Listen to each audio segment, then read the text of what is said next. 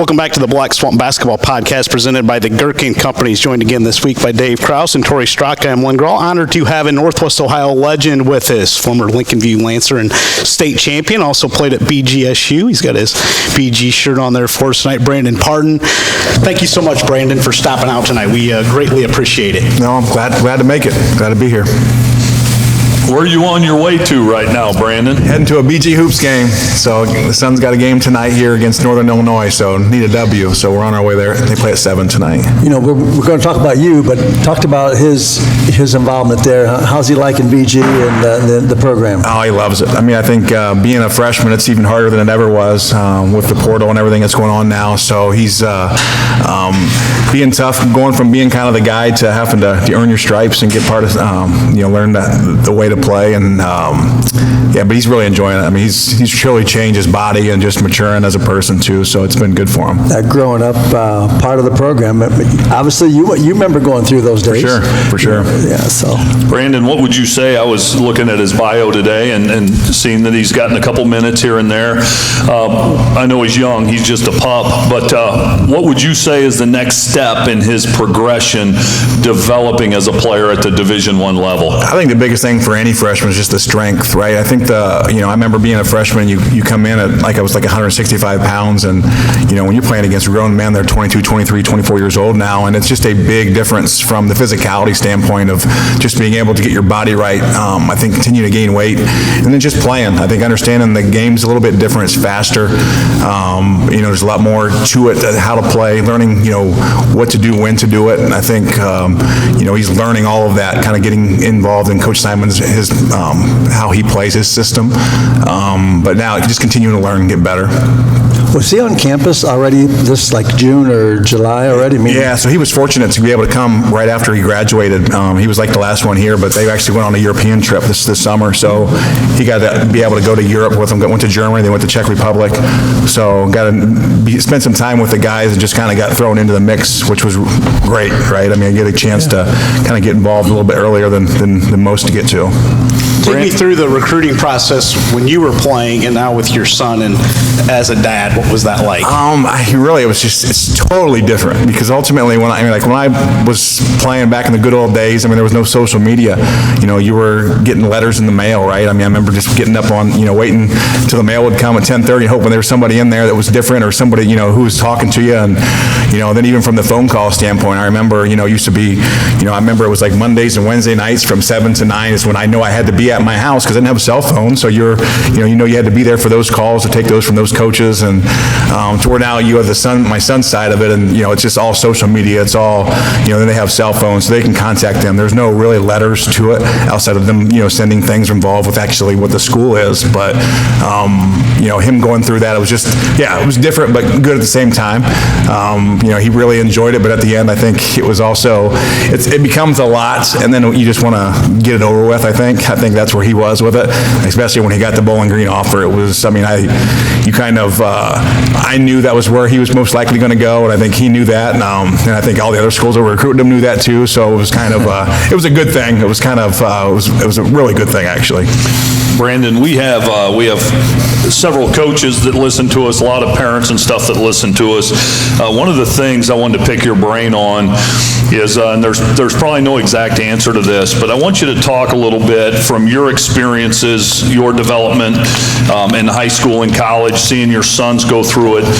Talk about the balance between playing summer ball, travel ball, AAU, and the amount of time you need to spend just working on your individual skills, your shooting, things like that, because it can't be just all about getting out and running, right? There's got to be a balance. Talk about that. It's really hard. I think what happens is you see all this stuff on social media and things that go on, and I think too many parents now try to specialize their kids too early. I think I think kids need to be playing multiple sports. Until you get to a point to where I think my kids played football and baseball until both of them were after their freshman year, when it was kind of they knew that basketball was going to be their way, and then they actually started to get involved with the recruiting side. So I had no issues with them, because you're playing basketball pretty much. It's hard to play other sports, right? But then you go from the AAU side, the individual instruction and playing on your own is just so important. I think we play in too many tournaments, I think, nowadays. I think the AAU is too long, if you ask me. I mean, it's fun to be able to travel around and see, but I also think you don't have to travel to Las Vegas. You don't have to go to California. There's great tournaments in Fort Wayne, Indiana, and Columbus, Ohio, and there's nothing wrong with those tournaments. I mean, Jackson, we went out to Atlantic City, and it was great. I mean, we played with a great program in the Ohio Buckets, and it was fun to have a group of kids that were being recruited and be part of that. But at the same time, I think it's just being specific of who you're playing with and for, and I think the coaching side of it is just so important. I mean, I was always one of my kids to be coached hard, and somebody that really wanted to teach them how to play. So it's not dad. I'm just in the stands, being able to be a dad. As much as I enjoyed coaching my kids, it was also I wanted to be in a program where in AAU wise where somebody was really coaching them. So awesome. Well, I was wondering about just going back to recruitment back in the day. You're coming out of Lincolnview. I mean, obviously, we can even start right there. Let's just talk about the Lancer days, because those were awesome days. You had if I remember right, you probably never suited up for a JV game.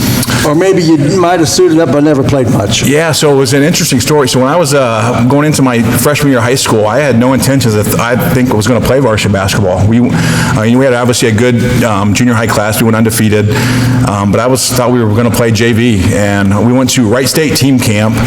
And we went to JV and varsity. And then we had one of the seniors' brothers got in a car accident.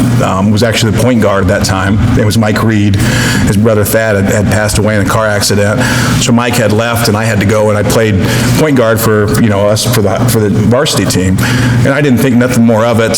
We came back from that camp, and we went to a couple away scrimmages, and Coach Evans had brought me and Wes Dudgeon to play. We went it was out in Athens, and played in two kind of travel scrimmages. And then I remember on the way back, Coach Evans said, we're going to go back in the locker room and get you a varsity uniform. And to this day, I never forget. I mean, that was like, you talk about being so excited, because I had no intentions of even thinking I was playing, let alone get a uniform, So I remember going home and putting it on the couch and have Mom take a picture of it, and just like one of the proudest moments. But here I'm still I'm thinking, I'm still playing JV, I just have a varsity uniform.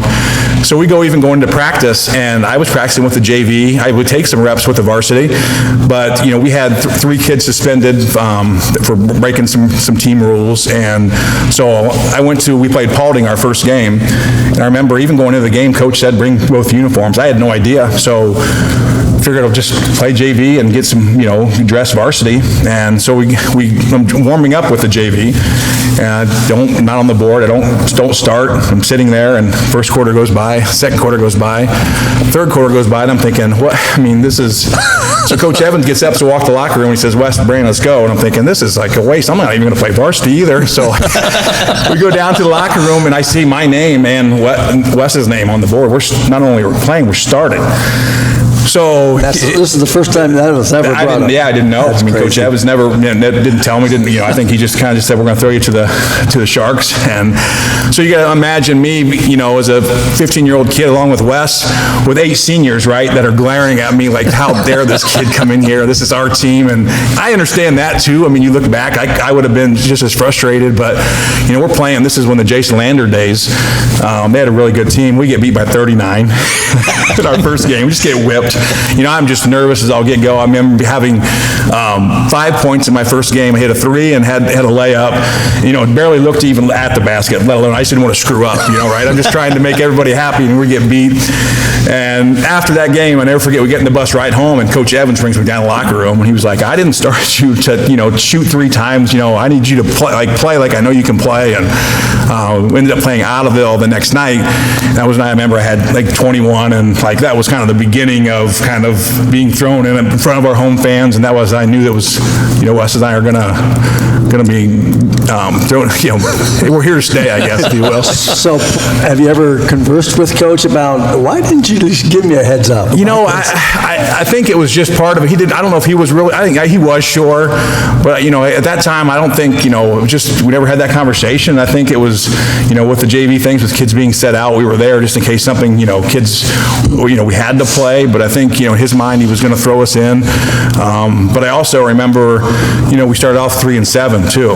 Lost to a really bad Antwerp team, and, I remember driving home from that bus, it was kind of like, we came down and talked to him afterwards to the locker room, was like, do you want to go down to have that success, or do you want to continue playing? I'm like, I'm here now. We'll turn this thing around, and we did. That was kind of the next step for me, was kind of taking more responsibility. This is my team, even though I'm a freshman. I figured I'm going to be the best player on this team, and then we ended up finishing 13-10, and winning a sectional, which we hadn't won in over 17 years. So it was a great growing moment for me as a player, but also kind of allowed me to really want me to take that game to the next step. Like after my freshman year, I could see, I had a coach that just loved me and threw me in and kind of, believed in me. And now I'm kind of, it's my team. I got 3 more years, and my guys are coming that I played with and had something special. So, Brandon, go back even further. What started your love for basketball? My dad bought me a basketball hoop when I was in 2nd grade and got me a pitchback the same day. Like I had one that I played more baseball than basketball as a kid, but I was always in the driveway. I was always outside. I think, I look back, I didn't have the cell phone, I have, all the things and distractions, if you will, that maybe kids have today. But even up to about 6th grade, I thought I was going to be a baseball player. Like I really enjoyed it. And, when I got to 7th grade is when I started to see that gap between, I think, myself and others in basketball, to where I could see my growth and the work I was putting in was kind of separating myself. And I really, really liked that. I liked to, as I could see myself getting better, and I just kind of got addicted to that process, and was just playing all the time. I was just kind of, it started all the way. I was playing all the time from earlier age, but when I got to 7th grade is when I just became an absolute just gym rat. I was just, even in 7th grade, I was getting Coach Evans when he got the job. When Rick Regal was there at the time, he would let me practice and shoot with the varsity when I was in 5th and 6th grade. So just to be around that as a kid, I thought these guys were the Lakers, right? Like, you don't know any better. You're on Friday and Saturday nights, like we would go over to my buddy Chad Pollock's house, and we'd go shoot in his barn, and, we have pizza, then we're going to the game. It was like the best thing ever, and we weren't any good. It was just a matter of we were going to be Lancers someday. It was just such a big deal. And then to finally get to that moment, I remember, from 7th grade thinking, one day I'm going to be able to play in front of all these people like I've been watching my whole life, and not only get to play that, we get to have a team that, to go win a state championship was just pretty special. Brandon, you guys at Lincolnview did not have football, right? And so 2 questions. Number 1, if you would have played football, what position would you have played? You know what? I probably would have slanging around. I think I probably would have been the quarterback. But again, at the same time, I probably could have ran the ball a little bit too. But I probably would have been the quarterback. I wouldn't want to get hit too much, I don't think. I figured you'd have been the QB. My second question: not having football, what did you guys do in terms of physical development? And I know we're going back a ways, to the late '90s. Did you guys spend some time in the weight room and things like that? We really didn't. I wish I could look back. At the whole diet and things of, that it's just different, I think. And, we had a weight room and we did it, but we also didn't pay much attention to it. I wasn't, I would do it a lot differently now. Like my boys were all involved and still are, like, a little bit earlier. And it just wasn't an important part of the program. I think Coach Evans would have us do some things, but again, it wasn't, nothing that we took, I say, serious or made it part of my regimen. I was just playing all the time. Sure. Did you talk about winning state when you were 6th, 7th graders, or was that not in your mind? So my first time going to state tournament was when watching Jimmy Jackson play when he was at Toledo Macomber, and that was my first. I got brought down there by Chad Pollock's dad, and he used to bring me down there every year. And so after seeing that, and then my 7th grade was when Van Wert went, when they had Joey Gardner and Quincy Cloud, and when Keith Knopf was actually the head coach there, he allowed me to go down the locker room, and they used to do some videos before, and just being a part of watching Joey Gardner shoot, and the guy was one of the best shooters I've ever been around, and you watch him shoot and just be able to rebound for him and follow those guys down the kind of the tournament trail, sitting in St. John's Arena, scalping tickets, and then you started to imagine yourself playing, and that was obviously a lifelong dream to be able to, when you're watching 7th and 8th grade, you're sitting on the floor, for a team that you don't even know, just down at state tournament enjoying it, hoping, praying that you have your opportunity to get your team down there. I've got all kinds of things. I don't want to keep rolling, Troy. So many things I'd like to ask you. I want to go back and I don't want to move too far past the Lincolnview days, because Brandon, I saw you play a couple times in high school, and I was telling Coach Krause before you got here tonight, wow, one of my best memories of seeing you play was against Lipsick in the regional final at University of Toledo Savage Hall. I hadn't seen you play yet, and my father-in-law said, you got to come and watch this Pardon kid from Lincolnview, and I got a kick out of that. And I dug up, I'll give this to you when we're done, this is a great article written by Matt Markey in the Toledo Blade back in 2002. Gotcha. And there's some great quotes in here from Coach Dan Dockich, which we want to talk to you about a little bit, because I know you have a ton of respect for him. Dan Dockich said he loves the stage. BG coach Dan Dockich said about Pardon, Brandon doesn't shy away from it. He's a showman, and he's a great college basketball player. You had a unique style. I mean, I saw you make passes where dudes weren't looking, and in fact, who was the great one you played with, McLeod at BG? McLeod. Yeah, he said if you didn't have your head on a swivel when Pardon had the ball, you'd get hit in the chops with it. Talk a little bit about your style. Is that something you tried to pattern yourself after someone, or did it just come natural? So for me, I'm obviously growing up in the Larry Bird and Magic Johnson era, right? And I was a big Magic Johnson fan. I wore 32 because of Magic Johnson, and you talk about showman and flashy. I mean, and just he had a unique style of playing, and just a no-look pass, and just be able to pass people open, and and it's honestly, I tell a lot of people this is, I was 5'11", 6-foot kid from Northwest Ohio. I played Division I basketball. I mean, I was a really good shooter, but my passing and the pace I played with was really what excited coaches about playing, and for them. So to be able to pass and make that right play, or just be able to see you can get somebody going with the right, passing to Wes or passing to Keith, and knowing that they're scoring because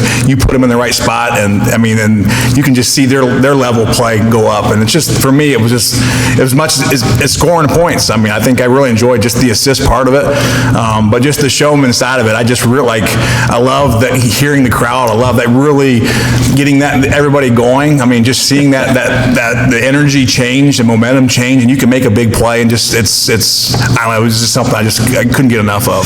That's awesome. I wanted to ask you where you got your most satisfaction. Was it scoring, getting an assist, playing defense? What really fueled you? For me, it was just, I think, the winning side of it. I'm just so competitive, and it all changed. So in high school, obviously you averaged 20 points, but I had so many good players around me. So when we played such a great pace, so I'm passing to West, I'm passing to Chad. I mean, you're averaging over 10 assists a game too. So it was, that part of it was just, I mean, could I have scored more? For sure, but I was like, I just enjoyed playing with my buddies, and they were all, as long as they were happy too, and everybody was, and it was just, we were very fortunate to have that caliber of team around me. So, but I mean, I think making the assists is just as good as hitting the big three, in my opinion. When you talk about your teammates, I mean, they all matriculated using the Hank Strand word, right? They matriculated on to college and played college basketball. So tell us about where they ended up. So yeah, Wes was the other All-Stater, Wes Dudgeon. Was just a great teammate, just a hard-nosed guy, just, could do a little bit of everything, but was a competitor too. Ended up playing at Malone, had a great career there, ended up getting his PhD, and he's now teaches at the University of Charleston. I think he does some research for Under Armour as well, very bright guy. Chad Pollock went on to play basketball at Ohio Northern for a year, and then he ended up playing football there, being All-American offensive lineman there, and I think most likely could have played in the NFL if he wouldn't have hurt his back. Frankie Kill went off to Defiance and he was a better college player than he was in high school because he just played his role so well in high school, and deferred and become a lot better player in college. Had a great college career. I think it was a 1,000-point scorer at Defiance. Then went on to have a great coaching career at LCC and decided to give it up and become a salesman, and so get out of the rigmarole of everyday coaching.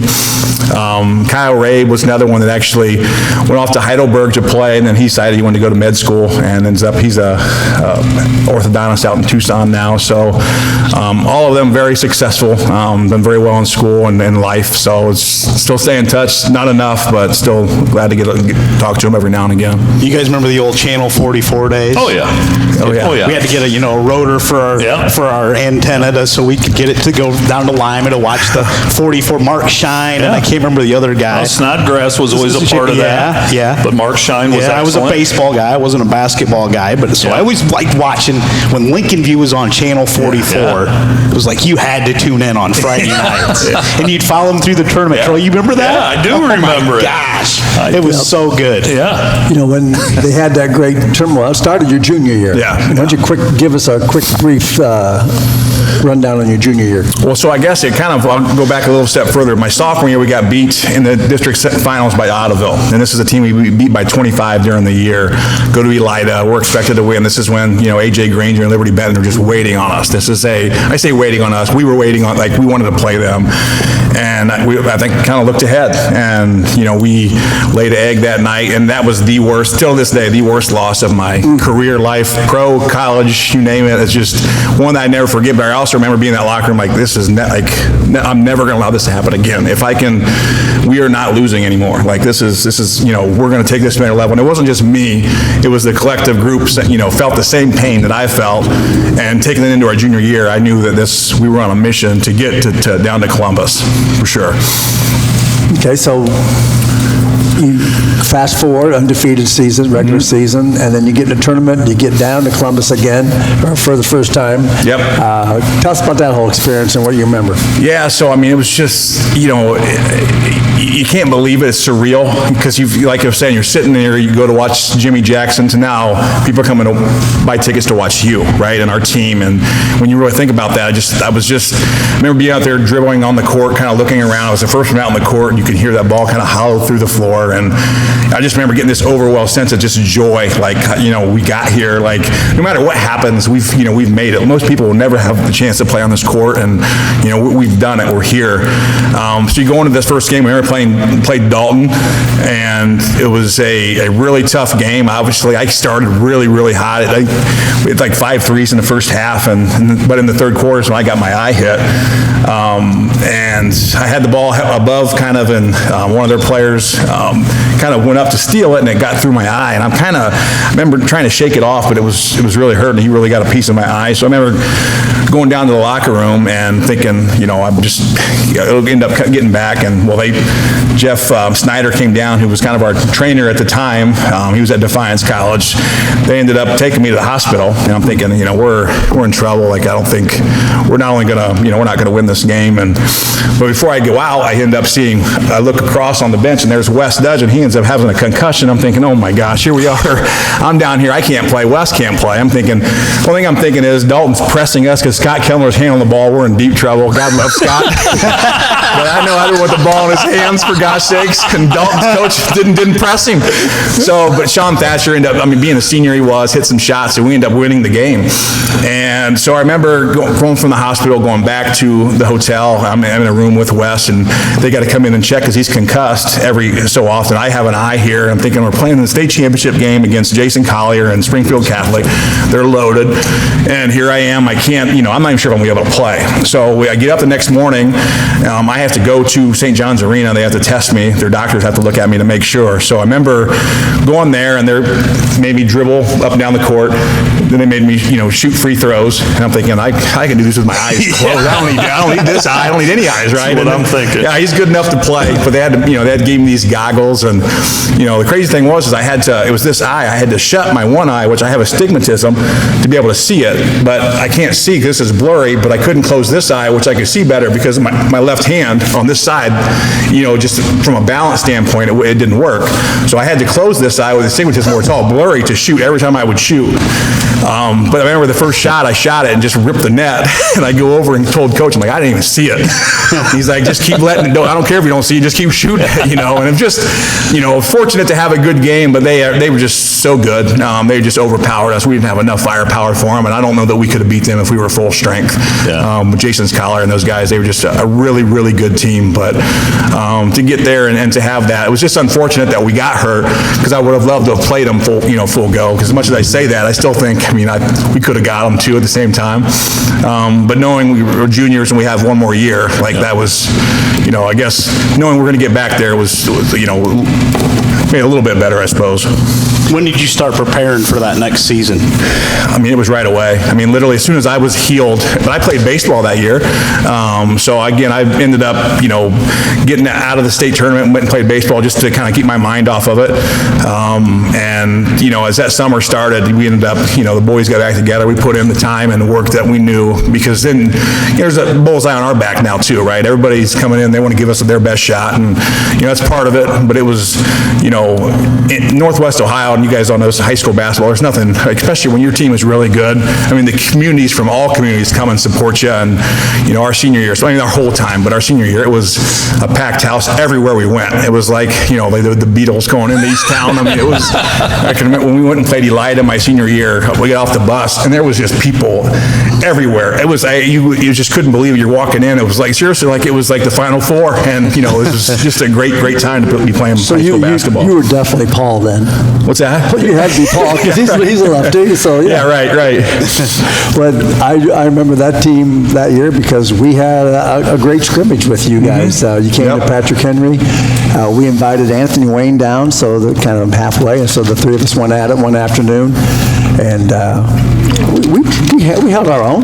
We weren't embarrassed at all, but what was embarrassing was Anthony Wayne didn't win a quarter.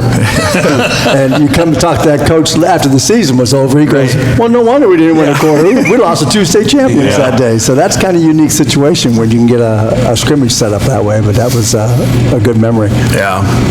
Talk about your senior year, Brandon. You guys went wire to wire, right? 27-0, Yep. I believe, state championship. I mentioned the Lipsick game at the regional. I don't know. They were good. Yeah. They were really good that year. Well, that team lost 2 games. Yep. Both to state champions. Yep. We beat them towards the end of the school, end of the year. So. Kind of put the finishing touches on this. Talk about your senior year, finally, or getting to Columbus again, and finally winning the gold trophy. It was funny because the Lipsick game was one. I think there was some pressure there because they were good, and I think towards the end, I was dribbling, trying to play almost like the clock out. Like, let's just get to state back. Let's get back there. Like this. I think they were probably the best team that we were going to play, even in the state tournament, right? I think if Lipsick would have kept, I think they would have won it that year. They had a really good team. So I think just, finally getting that game over and getting to state was just a great feeling knowing we're going to get back there. Unfinished business. And I remember going into practice, and Coach Evans was big on just kind of motivational things. Well, of course, Norwalk St. Paul's coach put something in their paper, and he had it all over our lockers that, we're not scared of Lincolnview. We're going to run with them. We're not slowing it down like it was like Delphus did. And we're thinking, hey, they're going to come at us. We're up 39 at halftime. I remember Frank laughing, and it was just, this is state tournament, and we were blowing them out. Like, this is, we just were on all cylinders. It was, everything was going. I was in the passing lanes. We were running. It was just, everything came easy, and we just really, I think, just overwhelmed them. A game like that, excuse me, in the state tournament, there's only one person happy at halftime when you're up 39, and that's the owner of the varsity club, because people went there early. Yeah, right. But so it was, I knew that Zanesville Rosecrans was going to give us more of a battle than they did, but we were just, I didn't even have the best state tournament. Frankie Kill comes out and has like 23 points and 12 rebounds in the state finals, and just, he ends up being, it just shows you where our team was. It was just, we had guys, whoever, I could have a bad game or 2 bad games or whatever. We just had so much talent around that it wasn't just one person. I was going to ask you that. How'd you let Frank get state MVP? Listen, I just wanted to win. I didn't care. I just get that state championship. That's a team award. I mean, MVP don't mean nothing, right? So, I was obviously want to play better, but I'm also at the same time, it was kind of, he was having a great game. I mean, he just played it. I mean, just goes to show you how good of a player he really was. I mean, he would have been the best player for a lot of teams we played. Yeah. Yeah, 12-12 in the semis and 23-11 in the final. Yeah. Brandon, how many free throws did you make in the state championship game? I'm just testing your memory. Oh, shoot. I don't expect you to know, but yeah, I don't know. I don't know. You made 5. I'm just Gotcha. testing you. Go ahead, Krause. Well, so did you clip the nets down, you get that big trophy back in Lincolnview, and it's kind of nice to have that, that second place, and you got the monument beside it. But at that point, did you already pretty much have your recruiting done, or was just starting to get going then, or what was, where are you at that point? So obviously, it was really heating up then. It was, I was visiting. So I visited, went to Cleveland State on unofficial, went to Miami of Ohio. That was Thad Mile was actually assistant coach there at the time. They took a home visit there. I mean, Wright State was involved because I actually committed to Wright State going into my senior year, and then because Rob Welch he had graduated, so I knew I had a chance to come in there. Well, he ends up getting busted for stealing vitamins, so I ends up pulling my offer, and kind of Jim Brown ended up taking the interim head coaching job, who was still recruiting me and offered me. And then after the season is Ed Schilling ended up getting the head coaching job at Wright State. And Ed Schilling was just with the New Jersey Nets with John Calipari, and he was a big 5-star guy, and that was where I got my notoriety and my kind of recruiting started. It was going to 5-star.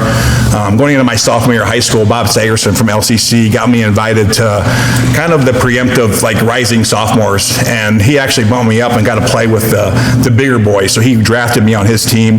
So I was one of the youngest, but he actually let me play, at that time, the second team played the first and third quarters, and then obviously the starters, the guys that were heavily recruited by Power 5s in theirs. I mean, there was, Mike Lewis was on my team, who's the head coach at Ball State now, played at IU. I mean, Luke Recker was there as well. He had already committed to IU. But anyway, Ed Schilling was a big 5-star guy, and, ball handling, all this. Well, he gets the head coaching job, and I'm his first, he sees me right away. Howard Garfinkel, who runs this 5-star, calls me and says, Eddie's getting the job. You need to go play for Eddie. And I just thought it was a perfect scenario. Rob was leaving. I loved the school anyway. I knew it. I mean, I knew Rob, and he was there as well, so there was a comfortability there. So I, kind of wound it down, and I was supposed to go visit Oregon State and Wyoming on kind of a West Coast deal. And Oregon State had just their freshman guard is Carson Cunningham, he was an all Pac-10 guy. Ended up coming back and playing. He's from Indiana, coming back and playing at Purdue. So he was transferring, and they had a spot, but he was homesick. And I remember telling Coach, I don't, that's further than me. That's just too far. I mean, I was such a family guy, and I was the only coach that cussed me out when I told him I wasn't coming for for my visit, which kind of caught me off guard. I mean, I just told him that I was going to Wright State, and he was like, I thought you wanted to play big-time basketball, and he explicited, and, kind of good luck to you, but I don't think he was really wishing me good luck.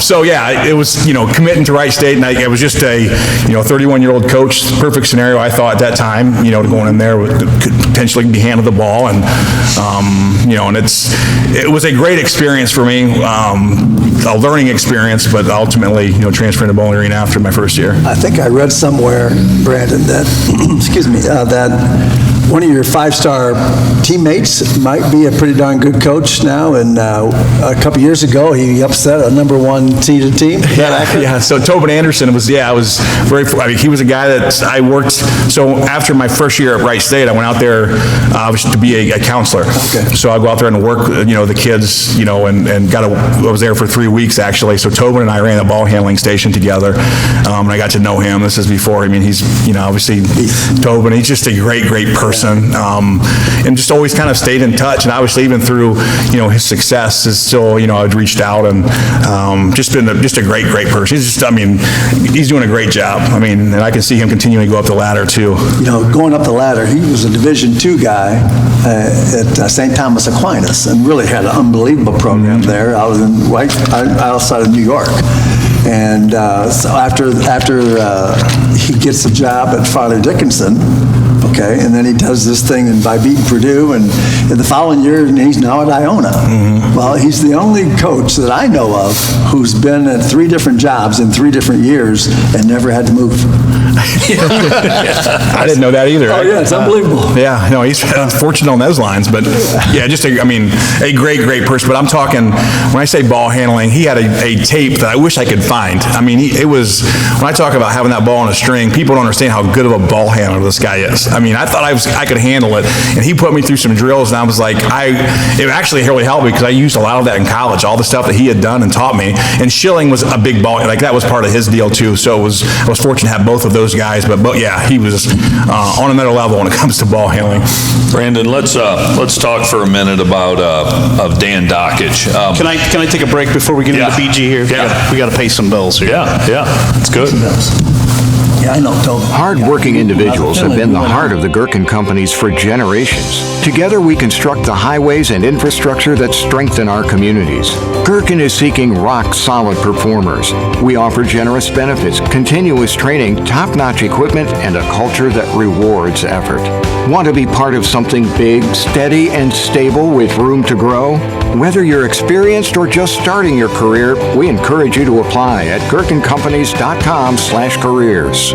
Welcome back to the Black Swamp Basketball Podcast presented by the Gerken Companies. Thank you to the Gerken Companies. We'll get to our teams of the week here at the end of this show. This week is Dave Krause and Tori Strock will give some nominations and the award from a week ago. Joined again here by Brandon Pardon from Lincolnview, and then had a successful career at Bowling Green. And I know Tori's got some good BG questions and Dan Dockage stuff for you here, Brandon. Tori, before you could jump into that, how do you get to Bowling Green? Because you spent a year at Wright State. Yeah, so this is actually kind of a good story. Coach Dockage actually recruited me in Indiana a little bit.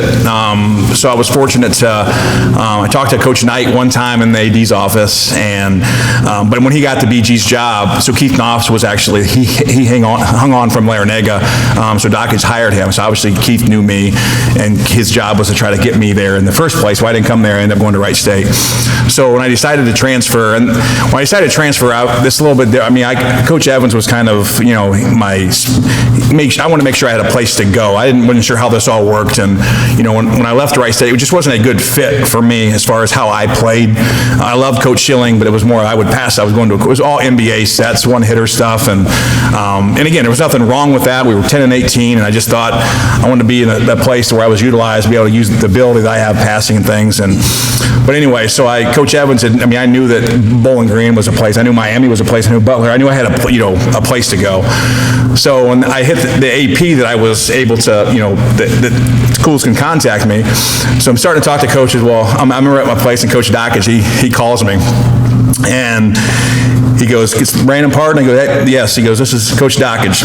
He goes, you interested in Bowling Green?" He goes, "Because you effed me the first time around." And I was like, oh my gosh. I'm like, I think I like this guy. So I ended up going into, went and visited him with my family, and after I visited him and Coach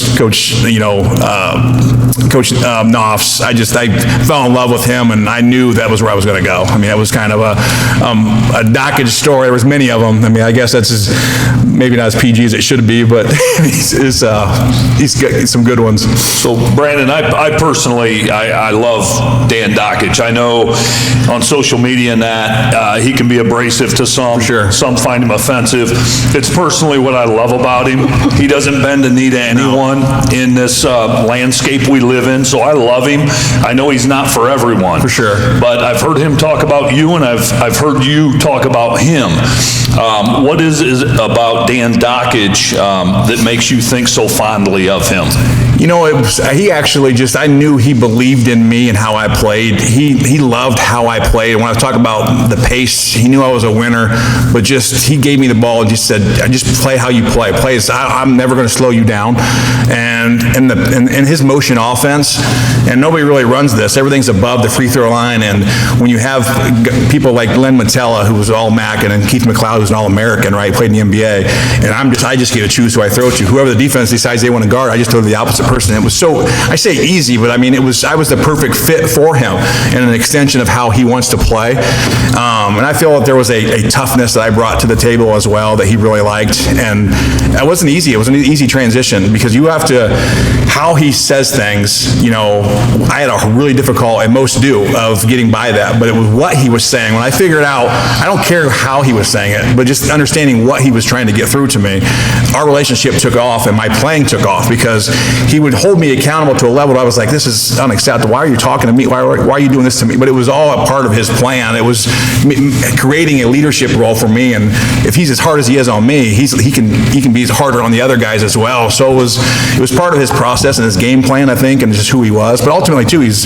just wound tight. I mean, I think that's just, you know, he couldn't coach that way today, and he would tell you that if he was sitting here. I just think that, you know, there is a unique personality. We had the right kind of kids, you know, the blue collar, just, you know, but nowadays, rather with the transfer portal, like it would, you know, it just, you know, Keith would have left, you know, 5 times over again, and I, you know, for the right reasons. I mean, now it's just a different time, but, you know, he was the best thing for Keith too, you know, coming from Canton McKinley, being your Mr. Basketball, and here I am, roommates with him in my transfer year. I'm sitting here with Keith as my roommate.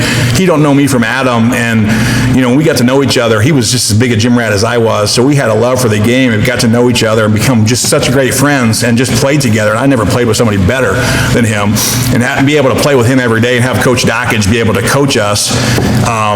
I was just very, very fortunate. I mean, just from, you know, the maturity that it takes, you know, you're going to be here early, you're going to do things the right way. I think there was, you know, the attention to detail that you take for granted at the time. You wonder why.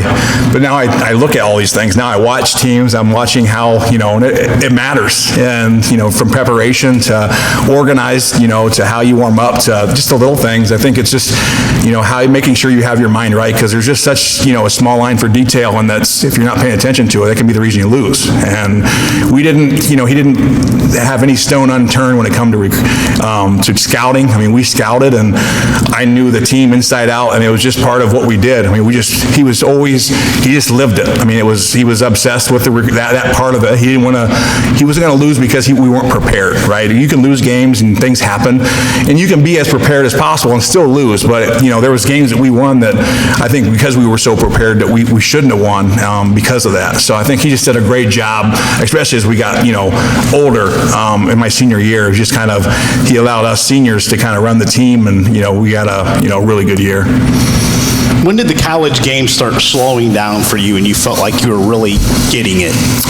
So the best thing for me, and I wish more guys, like when I transferred, I had to sit out that year. Mm-hmm. So now you can just transfer and play. And I think that was, you know, for me, when we talk about the earlier side of, you know, I remember playing against, you know, when I was a freshman going to Michigan State, got to play against Mateen Cleaves. And as quick as I thought I couldn't stay in front. He was so just bigger. Like I just bounced off of him, and he was creating space. And staying there, there's a Horton guard from Cincinnati that I did everything I could, and I get in front of him, he'd bump me, and I'm going 3 feet away. So it really gave me a chance to concentrate on my body, and then I really got to concentrate on my ball handling, and then I got to just learn Coach Dockage's offense. So it allowed me to kind of understand why, and I had Jamal Meeks was one of the assistants there, so it was a great guard for Coach Knight to be able to go under his wing that knew the motion offense, understand the little things that can make you better, just, you know, understanding that. I think that's when my sophomore year is when I, you know, at Bowling Green, my first year there is when I could see, you know, things started, every game got better because I just kind of, you know, to your point, it just slowed down. I just could see things a little bit differently, and it just was really to where I could really play at a high pace and just see things that, you know, I think others maybe couldn't see. It's just kind of a unique ability I had. Brandon, I want you to talk about parenting your own kids for a minute, at least from my standpoint, and I don't know if Coach Krause would agree or disagree, but the parents that I always liked the best were the ones that, or the parents that I had the least problems with were the dads and moms that were successful athletes, because I always felt like those guys kind of knew what it took, and they knew to stay out of the way and let me do my job. Talk about your parenting style, raising your kids. I mean, did you drag them out into the driveway every day? Have you been more hands-off? There's probably a little bit of both. I think, the kids were always going to be around it. But I also would say, for Jackson, who's at Bowling Green now, it was probably his 7th grade year where I felt like there was a stage where he didn't love it yet. And I think that he was starting to see himself grow and develop. And, he was probably the second, third best player on his team in 5th, 6th grade. But then in 7th grade, I think that's kind of similar to myself. He kind of seen himself, getting better and better. So we were spending more time together individually. I was allowed me to coach him a little bit more. And I coached him in 7th grade, and I think you try to be as hands-off as possible. And there was ways I would try to, I know that you need to be out there, but I also try to be not that dad. It's not easy. As much as everybody says, I don't care whether you're successful or not. It's just, raising kids is hard, no matter if it's sports or not. And, you make some mistakes. You try to do the best you can. You try to, you never want to push too hard. But then there was times I'm like, hey, you need to, this is what it's going to take. If your dreams are to be here, this is what it takes. And these are more of the conversations I can have with Jackson now that he's there and experiencing it. And, he has some questions and we can talk that way. I really enjoy that part now. And then I have a junior son who's at that stage to where he is falling in love with the process. And, he sent me a text yesterday. Let me read it. It's just typical. I find it from Briggs. He said, Dad, I think I got 1,000 shots up today. 1% better every day. It's just, just him being, he just loves it. And he cares enough, but just knows, I've kind of instilled in him. I say, but he understands that it takes a lot. You got to do more. And, a lot of kids won't do the extra. And that's what it takes. If your dreams are to play at that next level, and you can do all of that, I tell them, you can do all that and be perfect and shoot 10,000 and still not make it. It's so difficult to be a scholarship kid at anything. And, I just seen yesterday, there's 550,000 high school basketball players, and 1% of those will play, Division I. And, so you're talking 3% overall of, NAI Division II. It's just really, really hard. So it's, you try to help them best they can, but you can do everything right and still not make it. So it's not easy. It's pretty evident that he's listening. Yeah, so, he is now, I suppose. That's maybe not always the case, but I just think you try to, you can lead him and say the things, but I also said, if that's not what you want to do, you just go and be a high school kid and be, the best you can. You're going to be a good player and have fun with your kid and, your teammates and enjoy it. You decide if you want to play the next level, I can help you and tell you what it takes. But I also, I'm never going to force you. I want you to want to do it. I can't want it for you. I can't want it more than you. And I think that that's the case, then it'll just, you'll burn them out or they won't want to do it. And, I don't want that either. I want them to enjoy, their high school career and whatever leads them in whatever direction they go, they go. Compare for us and the people that are listening that maybe haven't seen your kids play with you. Are they similar to your style? What is so they're Briggs both probably a mixture. So they're both bigger than I am. So Jackson's 6'4" and Briggs is about 6'2" and a half or so. So they're both taller than Dad. Briggs, my junior son, is more of a true point guard, but he's got a body. He weighs about 175 pounds. He's really physical. And Jax is kind of more lanky, but really shoots it. Doesn't handle it as well as Briggs, but he's more of a shooting guard, and Briggs is a point guard. So they're kind of a mixture of Dad. Briggs is more of my driving. He can get in the paint and really finish at the basket. Jax really, he can slang it, shoot it, and he handles it pretty well too, and he's getting stronger and taking it to the basket. Both pretty athletic kids. Both guard pretty well, so it's and pass it pretty well. So it's who gets the best of who one-on-one? When you were in your prime, and now these two. Well, I tell you, I don't think anybody can beat Dad. Nobody's beating Dad. Not this stage. They're going to listen to this sometime probably too. So you might be out in the backyard. Yeah, no, I'm not. These knees aren't letting me get out there. So Briggs is a junior at what school? He's at Blackhawk Christian.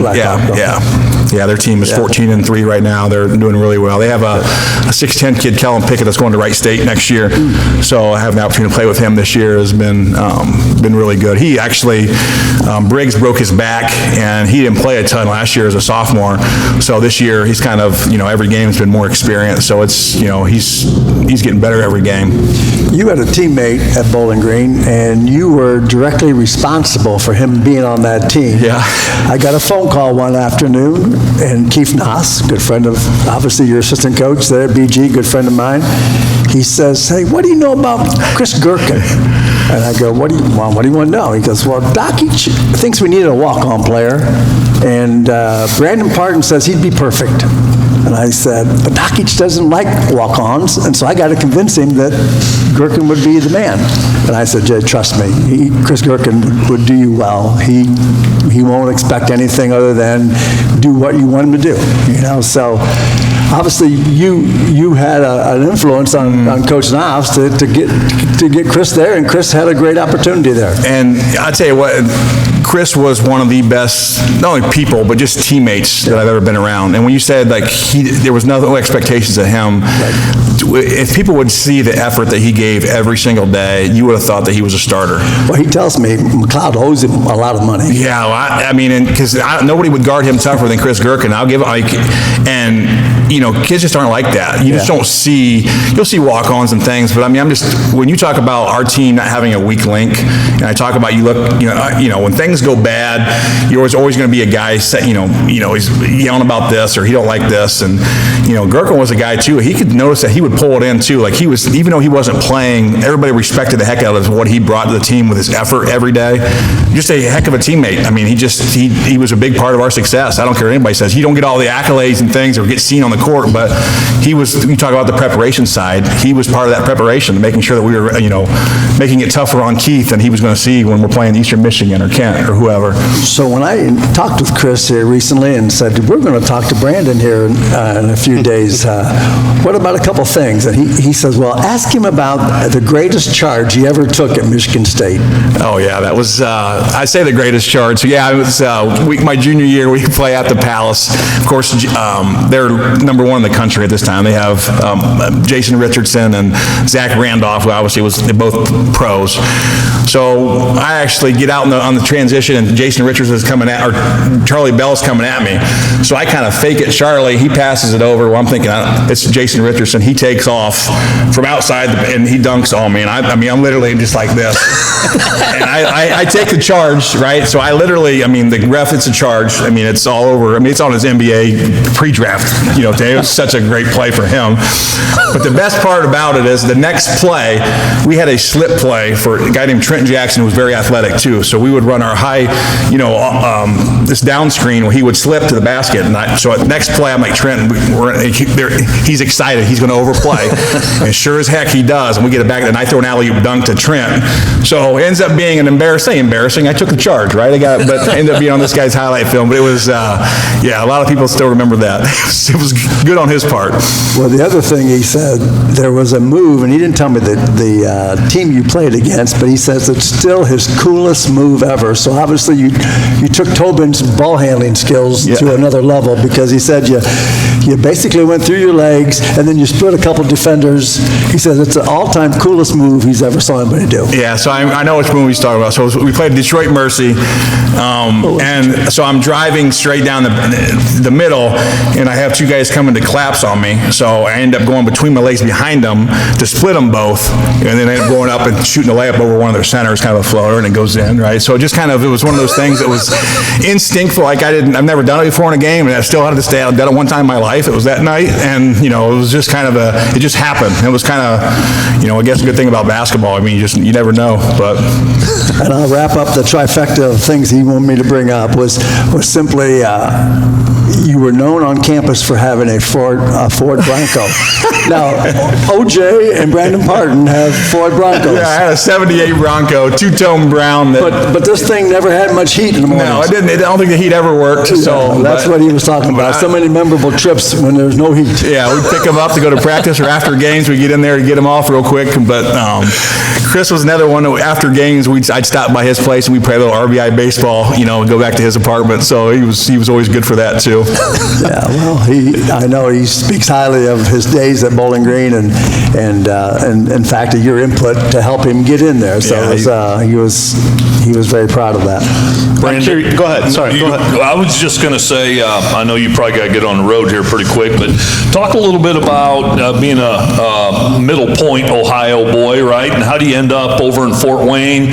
Did you ever think about wanting to raise your boys in Northwest Ohio, or how'd you end up settling there? Yeah, so it was, we actually lived in Florida for about 8 years. When my boys were, I'm in sales, so I wanted to, when Jackson was in 5th grade was when I was fortunate to get moved back up this way. So we were living in Tampa, and I wanted my boys to be up. This just was, I knew more folks, and just from a basketball standpoint, just more well-connected. Was actually this time I was coaching Dakota Mathias, who was just getting ready to go to Purdue, and was able to take my boys over there and things. So Fort Wayne was kind of the spot for us to get in when they were in 5th grade. But we ended up, right before COVID, we actually bought a farmhouse out in Wayne Trace, where my wife was from. And so I have 2 20-foot moving trucks. This is right in 2019. My son's going to be in 8th grade, Jackson, and we're going to Wayne Trace. I told Coach Linder that we were coming. We had our house, and with the moving trucks filled, my wife is just has this nervous breakdown, she starts crying, and I'm thinking, what is, the trucks are filled here, babe. So we're fortunate we knew the folks that we were buying this from, kind of got our earnest money back and things, and a kid that I coach had a rental up the road, so we'll just go stay in this rental and figure it out. Well, in the meantime, COVID hits. So now we're stuck in this rental with, it's not the most ideal place. It was good enough, and then in the meantime, we decided that we were just going to stay in Fort Wayne, so we just bought a place and knew we were going to just continue to raise our kids there. So worked out good, but I always kind of, even from the Lincolnview standpoint, I always thought that would have liked to see my boys play there. But, again, selfishly speaking, I suppose, but, and I think a lot of folks around there would love to have seen it too, but, it just didn't happen, and I'm glad they ended up the way they did. Jimmy Linder would have liked to have had your boys, I'm sure. Yeah. The rest of the area wouldn't have. No, the GMC's okay. Yeah. Go ahead, Lynn, you were going to ask something. Yeah, you talk about Mateen Cleaves and Zach Randolph. Who were some of your toughest foes over your career that you hated playing against? For me, it won't be as recognizable as something, but Kent was so good. That was, my senior year was the year they went to the Elite Eight, and honestly would have went to the Final Four if Coverdale don't piss in all these threes. It was one of those years that they had Antonio Gates, but they had a kid named Andrew Mitchell that literally, I think he just lit up when he seen me guarding him. I was one player, he just, every game I think he had over 20, I couldn't do nothing with him, and I was a decent defender, just to the point to where my senior year we're going to Kent. Here's a Dockage story for you. He says, because he's like, Mitchell's just got your number. He's trying to, get me motivated for this game. So before the game, he goes, Bart, listen, the shot goes up. I just want you to go drill him. Take your forearm, just go right through him, put him in the first row. All right, first shot goes up. I just smoke him. I get a foul. I'm thinking I'm going to intentional foul. I tried to make it as clean as I possibly could, but make him feel it. He goes for 24. I'm like, yeah, thanks, coach. You just tick the guy off. He just torches me even more. But it was just, there were just so many good players that freshman year I played against Bonzi Wells. Some of the guys that got to play. The MAC was just loaded with talent back in those days. It's still good players now. It's just a different time for the mid-major. What the MAC is. If you're any good, you're leaving.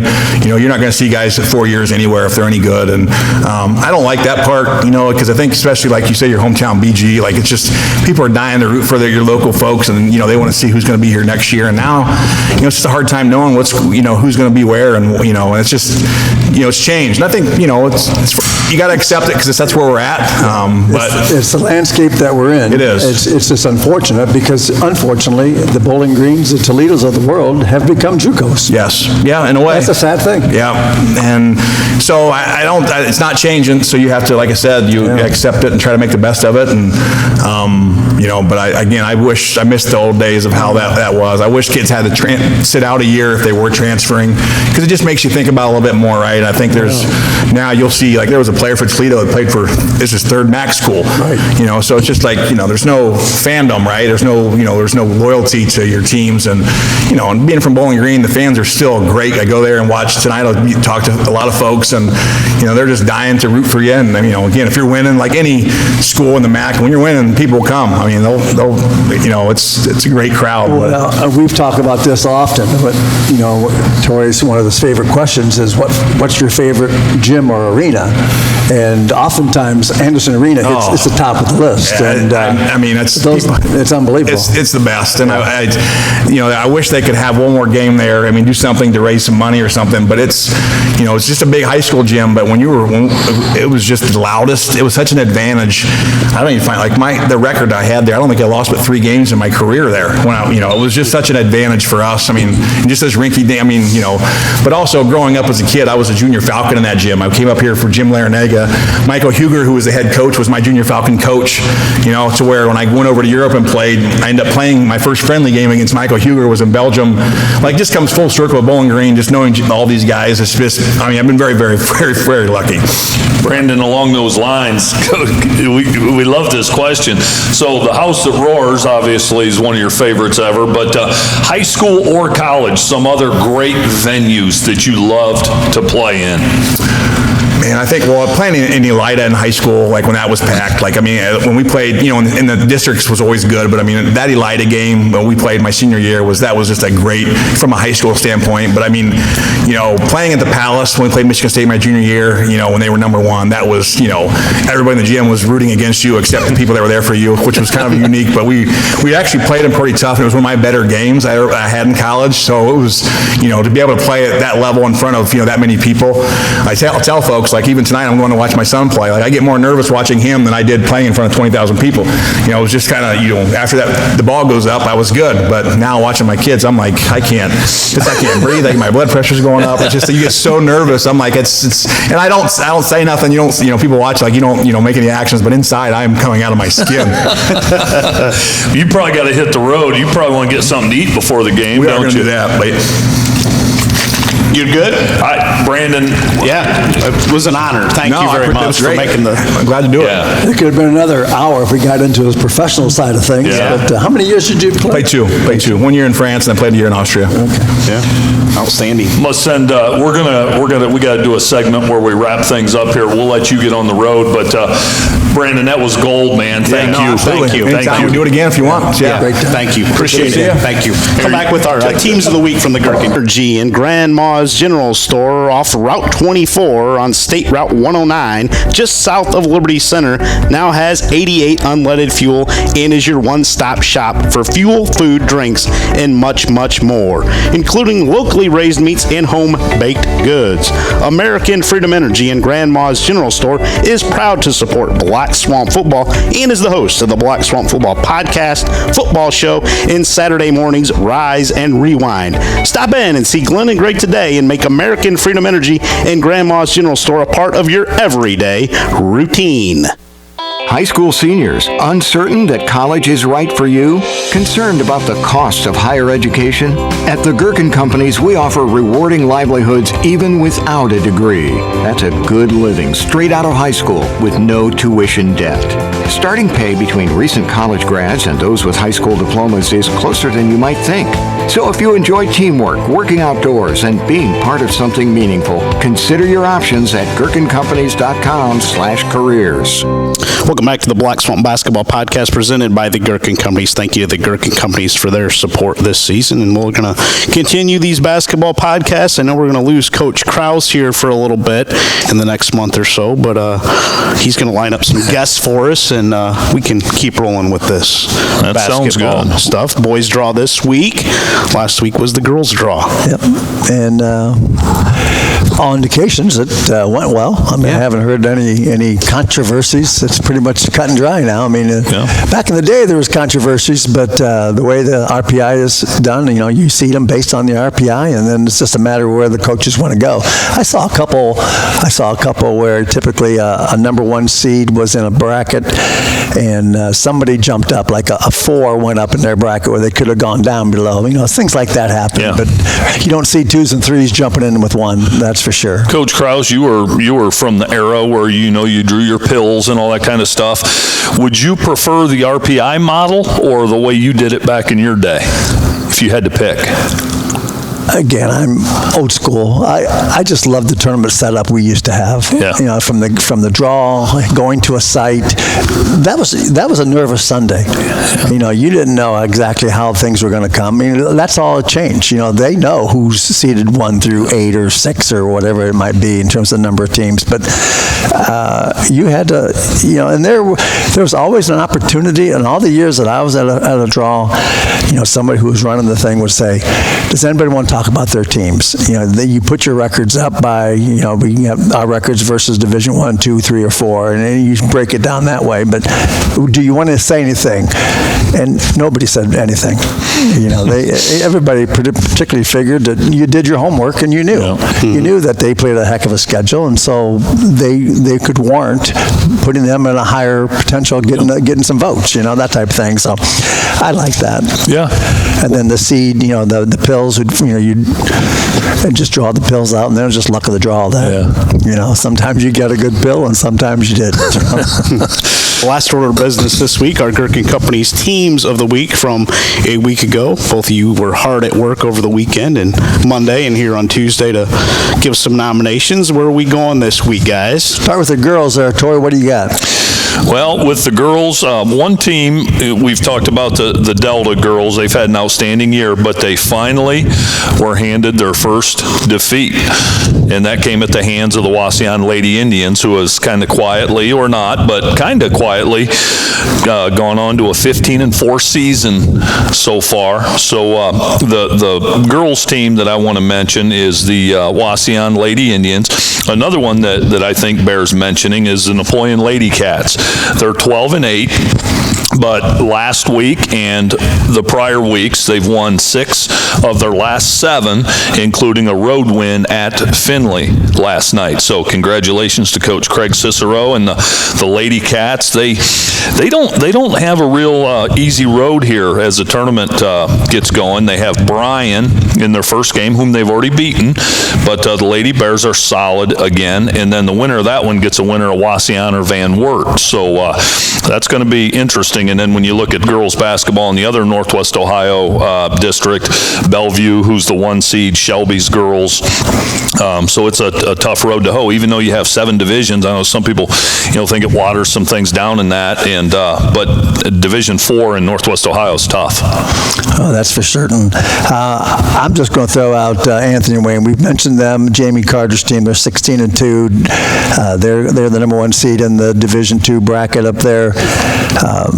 It's a unique district that they're in. There's only 6 teams, so one of those 6 teams will head out to the regional, and that particular region is in Barberton. So they're going to, whoever makes the trip is going to be a nice 2.5-hour trip, but to a gorgeous gym, I will say that. But Anthony Wayne's, you know, they've been there before. You know, in 2022, when this group of seniors were freshmen, they made an unexpected trip to the Final Four, and the last couple of years they've kind of, you know, gotten to districts and you know, didn't make it out to the regional. So I got to believe they've kind of like a Brandon Pardon story. They've got unfinished business. They want to maybe see what they can do, and they've got the personnel to do it. So, and they've had a great season. So if all the teams you mentioned, I think I like them all, deserving. And but we haven't really gave the kudos to Anthony Wayne for the season they've had to date. Can't argue with that. And their final regular season game is against former Napoleon coach Corey Kreinbrink and his Dublin Kaufman girls. Okay. So, yeah. Good tidbit interesting there. tidbit. Yeah. So congratulations to the Anthony Wayne Lady Generals, the Gerken Companies Team of the Week. What do you got on the boys' side, Tori? Well, Krause, I am a one-trick pony here. I think we kind of laid the law down a week ago, right? Are you going to sing? Hey, I could. I could. Go ahead. Go ahead. You got to give the Pats a ton of credit. They came over here and by all accounts, what was a hostile environment, and knocked off a hard-charging Liberty Center team, and then turned around, right, and beat a Fort Jennings team that had like 14 wins maybe coming in. And who came in off a huge Friday night W over Miller City. That's right, So over Miller City. They were hot, and they've got that was a very good team, and boy, PH played well that night and moved their record to 17-0, and they've got an interesting game this week at Delta. You know, by by virtue of Delta beating Wauseon last week, that gave PH the clinch to the NWL, at least a share. So now if they want to be selfish, and we always talk about when it comes to being a sharing person, that's really a fine thing to do. But you know what? You don't share ice cream and you don't share league championships. There you go. I agree. There we go. So they have an opportunity to claim that, and uniquely Delta is 3-2 in the league. 2 1-point losses to was it Evergreen and Swan, or they'd be undefeated. 2 points. Yeah. So they've got a good team, and even though their overall record doesn't show it, they're 10-9. But that's going to be an interesting game on Friday night. Real quick, Liberty Benton, we've talked about them over the prior weeks. They're 17-1. They've wrapped up basically the BVC, and they've got 3 more games yet, but they should be able to take care of those. But they'll send the finale of their season is Patrick Henry coming to town on the 15th. Talk about that one just briefly. I know it's a few weeks or a couple weeks down the road, but PH Liberty Benton is a marquee regular season finale. Talk about that real quick. Well, the red, white, and blue will win. Yeah, that's right. Well, that's bold. There we go. I'm putting you right out there. But no, that's a good season. PH beat them last year. I think they've had a really good rivalry going. I really don't know a lot about Liberty Benton. I do know they have some size. They got good athletes. From what I understand, it should be a heck of a game, and that's really what both teams want as you go into tournament. It's all you care for. It's not a league game. It's not a big rivalry game, but doggone, it's a game we can get fired up for. And the thing about at least Patrick Henry's sake, that's their last double weekend. They have a ton of double weekends, and that will finish. They have one this weekend, and they'll have one next weekend, Archibald and LB, and no more, because they won't play double weekends in tournaments. So that will help their depth issue moving forward. So, that's going to be a great game down the road, but I won't be around to see that. I have to watch that online somehow. But LB has a great team. Doug Whiteman's done a good job. Otsego 16-1. They came in here Saturday night and beat a solid Liberty Center team. They've got fine personnel. We haven't mentioned Lima Senior all year long, but they did win the Toledo City League, and they've got a 14-2 record. But last weekend they took it on the chin by our boys team of last week, Lima Shawnee. So it kind of verifies our selection last week, and that doesn't happen very often where we can get that done. But Shawnee our senior will have an opportunity. I think they're D3 potentially. I think they can have a nice run. And then finally, I just want to give a shout out Mike Lee, Pandora. He won his 400th game this recently. So you get that kind of milestone. That's a lot of big yellow bus rides and a lot of good players and very deserving. So Mike Lee, congratulations. Yeah, absolutely. That's Patrick Henry boys. There's our selection. I think that's good with that, Coach Krause? Totally okay with that. I like it. Anthony Wayne, Lady Generals. Yep. And like it. Patrick Henry boys, congratulations. There we go. Courtesy of the Gerken Companies. We'll be back. We're going to be back next Monday, right, guys? Yeah, Coach, where I'm you not sure yet. We'll see. Where are you going? South. Okay, all right. Finding warmth in February has always been on my agenda since I no longer have a bench to be on. Yeah. So We have, Coach Krause has some phone calls out there, just waiting back to verify our next guest, but we'll hopefully lock that have down something on lined Monday. up here before the week's out. So Appreciate that, Awesome. Coach Yep. Krause. Thank you to the Gerken Companies and all of our sponsors, and thank you to all of our listeners. We'll be back again next week.